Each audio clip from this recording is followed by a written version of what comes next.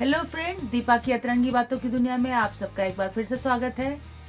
दोस्तों, आज मैं एक बड़ी अनोखी कहानी लेकर प्रस्तुत हूँ।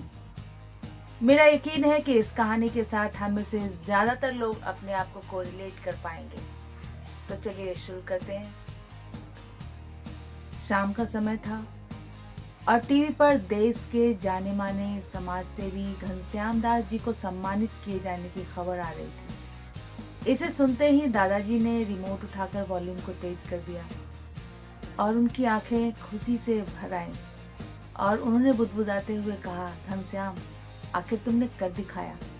मैंने उत्सुकतावश जब दादाजी से पूछा तो उन्होंने बताया कि घनश्याम दास जी उनके बचपन के मित्र हैं।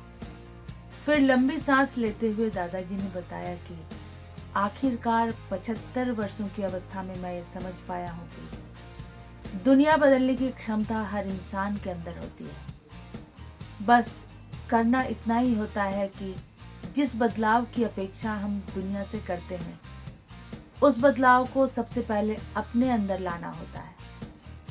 मेरा घनश्याम इस बात का जीता जागता उदाहरण है। जब मैंने विस्तार से जानना चाहा तो दादाजी ने बताया कि जब वे हाई स्कूल में थे तो वे और उनके मित्र घनश्याम ने दुनिया की सोच बदल देने की ठान ली थी। पूरी मानवता के लिए कुछ बड़ा कार्य करने का सोचा था उन लोगों ने। फिर पढ़ाई और नौकरी के सिलसिले में दोनों अलग अलग शहरों में जा बसे। फिर दादाजी ने बताया कि जब तक मुझे नौकरी नहीं मिली थी तब तक मैं यही सोचता रहा कि एक बार आर्थिक रूप से स्वावलंबी बन जाऊं, फिर देश और समाज के कल्याण के लिए कुछ करूंगा। नौकरी मिलने के बाद पहली बार जब मैं घनश्याम से मिला था तो हम लोग बड़े ही खुश थे। बस स्टैंड पर गप्पे लड़ाते हुए खड़े थे। उस दिन घनश्याम को उसकी पहली तनख्वाह मिली थी। तभी सामने से एक महिला आई और उसने अपने बेटे के बीमार होने की बात बताई। उसने बताया कि अगर उसके बेटे का इलाज नहीं हुआ तो उसकी मृत्यु तक हो सकती है। घनश्याम ने एक पल की भी देरी नहीं की और अपनी जेब से अपनी पहली तनख्वाह निकालकर उस महिला को दे दिया। बाद में घनश्याम के ऑफिस के किसी स्टाफ ने बताया कि वह महिला फ्रॉड थी, उसका तो कोई बेटा ही नहीं था। यह सुनकर मैंने जब घनश्याम का रिएक्शन देखा तो मुझे थोड़ा आश्चर्य हुआ था। घनश्याम यह सुनकर बहुत खुश हुआ था और उसने कहा कि इसका मतलब कोई भी बच्चा बीमार नहीं है। इसका मतलब कोई भी माँ अपने बच्चे को खो देने के गम का सामना नहीं कर रही है। ये तो बहुत अच्छी बात है, वरना मेरा मन तो बोझिल हो गया था यह सोचकर कि कोई माँ कैसे इस दुख को बर्दाश्त कर रही होगी कि उसकी आंखों के सामने उसका बीमार बच्चा मृत्यु की कगार पर पहुंच गया है।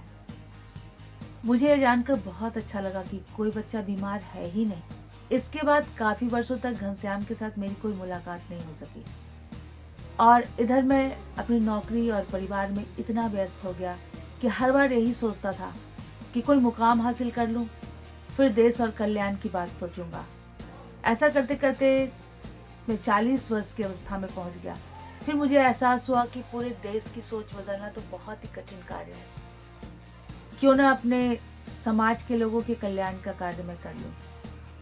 फिर जब मैं 50 वर्ष की अवस्था में पहुंचा तो मुझे यह एहसास हुआ कि अपने समाज के लोगों के कल्याण के लिए कार्य करना भी बहुत ही कठिन है।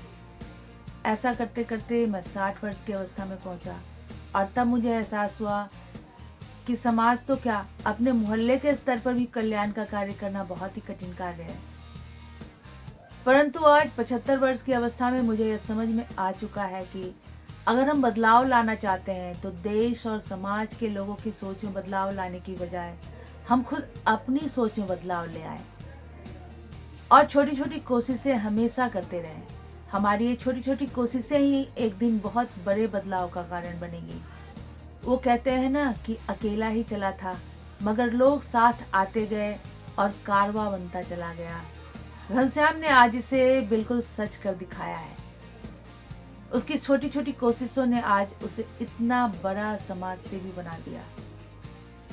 दोस्तों, ऐसे ही कुछ अन्य तरंगी बातों के साथ मैं फिर से हाजिर होंगी। तब तक के लिए बाय बाय।